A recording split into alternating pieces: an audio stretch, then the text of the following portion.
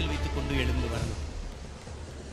என் அன்பு பிள்ளைகளுக்கு சொல்வேன், அலெக்சாண்டர் எல்லாத்தையும் வென்று வந்தான். அத்தனை வெற்றிகளையும் தன் நண்பர்களுக்கு கொடுத்துட்டான். வெறுங்கையோட நிக்கிறான் அலெக்சாண்டர். தன் தோழர்கள் கேட்கிறாங்க, நண்பர்கள் கேட்கிறாங்க, அலெக்சாண்டர் எல்லாத்தையும் நான் கொடுத்துட்ட, எங்களுக்கு கொடுத்துட்ட, உன்கிட்ட ஒண்ணுமே இல்லையேன்னு. ஓடி போய் தன் குதிரையில் ஏறி வாளை விண்ணை நோக்கி உயர்த்தி சிரித்தபடி சொல்கிறான், என்னிடத்தில் நம்பிக்கை இருக்கிறது என்று.